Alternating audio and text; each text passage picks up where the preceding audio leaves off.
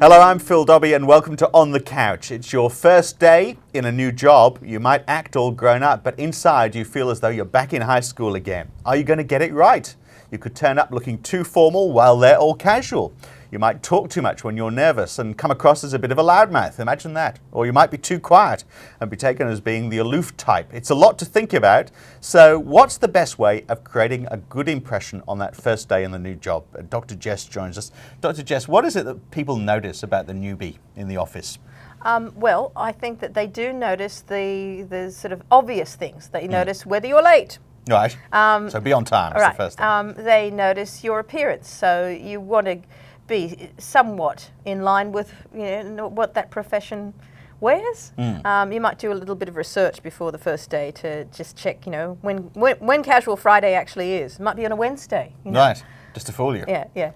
Just to make you upset. Now you've got a steep learning curve. You've got to learn the job. You've got to work out how you're going to get on with all of these people. It's a lot to take in on your first day, isn't it? Absolutely. And so I think that you have to do a bit of pre-preparation, take notes, focus on things like norms in the job. That's probably the most important thing to look at. Normal channels of communication, normal ways of behaviour.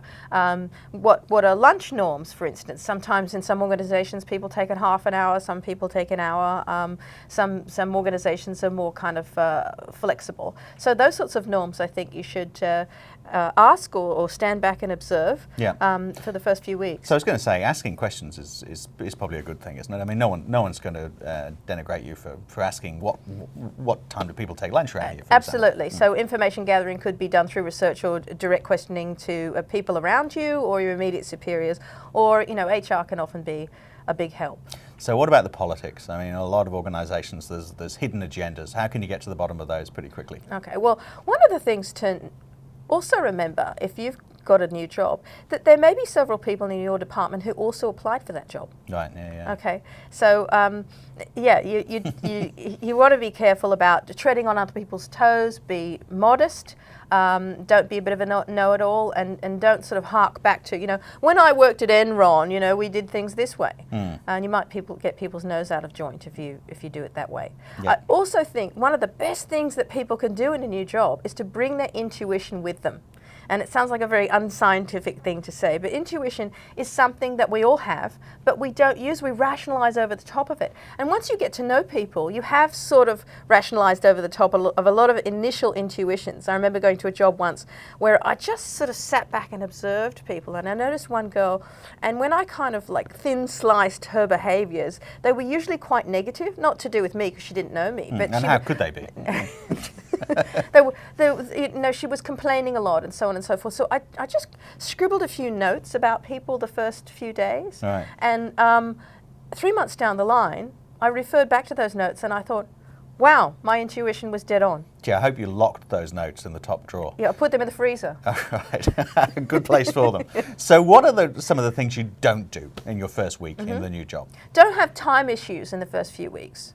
I think don't be a know-it-all. Have a kind of a level of rapport with people that's not too talkative, not too aloof, because I think if you are withdrawn, often people are because they're nervous, people who are going to be judgmental might take it as you're being superior in some way.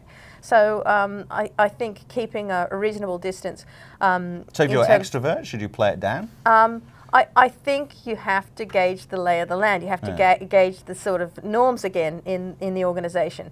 And so if they're kind of a jokey, jovial bunch of people, that's fine. If they're more formal.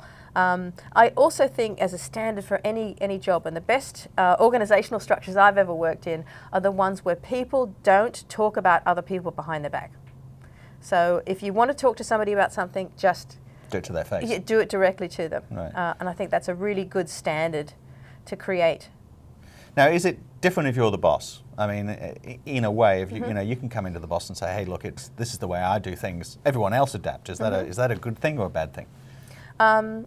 If you are the boss, I think that you're going to spend 6 months getting to know your staff, and probably the rule of thumb is to use existing norms, so existing structures, existing practices, and you don't want to introduce change too quickly. I think people are very nervous when somebody in authority is coming in, and you want to make them as comfortable as possible. And so keeping their normal channels going and then reviewing after 6 months what's good to keep, what might be better to expand upon is a great thing. But if you want to come in sort of like guns blazing, making change all over the place, I think that you're going to possibly affect productivity and morale. Right. Okay. And we've talked about some of the things you don't do. What about some of the things that you clearly should do? What are the winners in your first week? Be modest, I think. Right. Okay. I'll try. Well, that's another thing. You want to impress people when you first show up. Yeah. And you want to tell them, that they're safe around you because, you've created new techniques and new systems in your last job, for instance, and you've been to this conference and you've written this paper. But you've got to be empathic to perhaps how nervous they are to meet you. So just be a bit humble and all ears, I think. Right. Okay. So what if after a week or so you realise you made a mistake? Well, don't panic. Maybe you haven't made a mistake, that you may be making a judgment just based on a short time frame. So you really need to know a company over a period of time to know whether it's the right or the wrong company for you. Take notes, expand your knowledge base. If one channel's not working for you, maybe try and explore different channels of communication. People who can respond to you, different people can respond to you in different ways. So I think snap judgments about companies are probably jumping the gun. Okay. All right. Thank you very much, Dr. Jess. Let's have a look at some of the takeouts from today. So be professional. I know it can be hard at times. Bring your intuition with you. Do some background research on the company, like looking at their website before you start. Know your daily tasks and be responsive to requests. Get it done early. There we are. That's our insights for this time on the Couch. We'll catch you next time.